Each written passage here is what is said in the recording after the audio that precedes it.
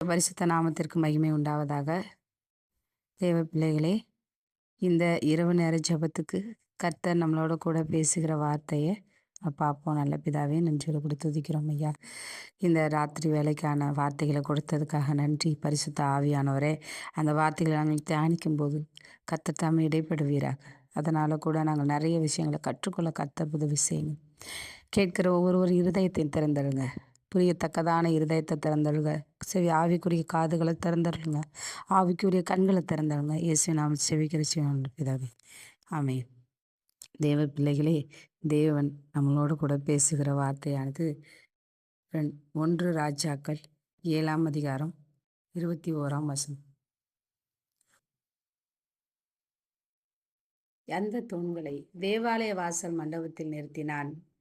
அவன் வலதுபுறத்தில் நிறுத்தின தூணுக்கு யாகின் என்றும் இடதுபுறத்தில் நிறுத்தின தூணுக்கு போவாஸ் என்றும் பெயரிட்டான்.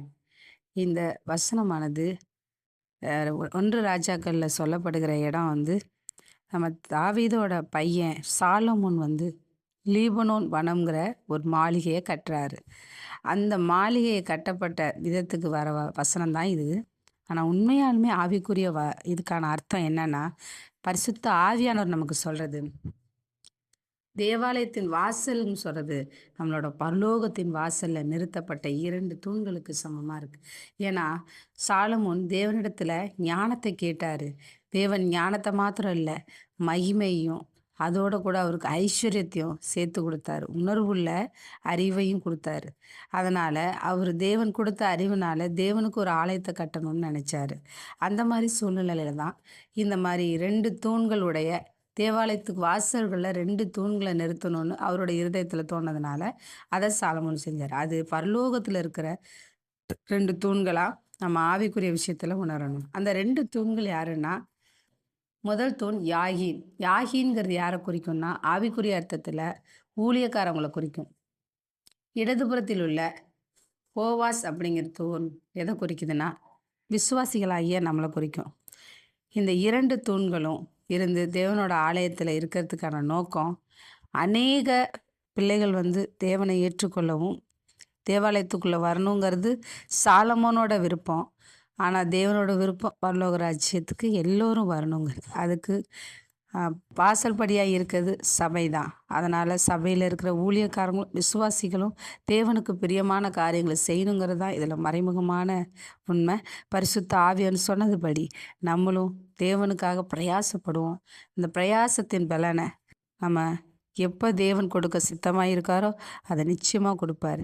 ஸோ அதனால் நம்ம எப்பொழுதும் தேவனுக்கு பிரியமானதுக்கும் கர்த்தரோட வார்த்தையை கீழ்ப்படிவோம். இந்த வார்த்தையை கேட்ட ஒவ்வொரு பிள்ளைகளும், சபையில் இருக்கவங்க மாத்திரம் இல்லை, தேவன் அறிஞ்ச ஒவ்வொருத்தரும் தமக்கு தெரிஞ்சவங்களுக்கு தேவனை அறிவிக்கலாம். இது அவங்களுக்கு ரொம்ப பிரயோஜனமாயும் ஆசீர்வாதமாயும் இருக்கும். அதை நீங்கள் செய்யுங்க தேவ பிள்ளைகளே. இது உங்களோட வாழ்க்கையில் இருக்கிற நித்திய கட்டளையாக இருக்குது. அதை நம்ம செய்ய வேண்டியது நமக்கு முழுமையான கடமை. நீங்கள் இதை பார்த்து தேவனுக்கு பிரியமாக நடந்துக்கங்க. இறுதி ஜெபம் பண்ணிடுவோம். நல்ல பிதாவே, நன்றியோடு கூட துதிக்கிறோம் ஐயா. சோத்திருக்கிறாச்சு அந்த ராத்திரி வேளையில் இந்த ஜெபத்தை கேட்டுக்கொண்டிருக்கிற ஒவ்வொரு பிள்ளைகளையும் கர்த்தருடைய கரத்தில் தாழ்த்தி ஒப்பு கொடுக்குறோம் ராஜா. அந்த பிள்ளைகள் ஒவ்வொருவரும் அவங்க என்ன தேவைகளுக்காக, என்ன பிரச்சனைகளுக்காக, இல்லை என்ன பாடுகளுக்காக ஜெபிக்கிறாங்களோ கர்த்தர் தாமே அதை கேட்டு அவர்களுக்கு பதிலை கொடுக்க முடியாது கூட கெஞ்சி மண்டாடுறோம் ராஜா.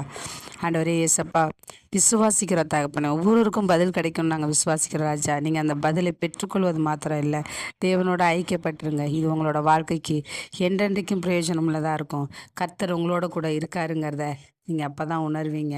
முதலாவது நீங்கள் கர்த்தர் நம்மளை என்றைக்கும் கைவிட மாட்டாருங்கிறத மட்டும் இருதயத்தில் வச்சுக்கோங்க. அதுக்காக தான் ஒவ்வொரு நாளும் ஒவ்வொரு வார்த்தைகளை கொடுத்து நம்மளை தேற்றுறாரு.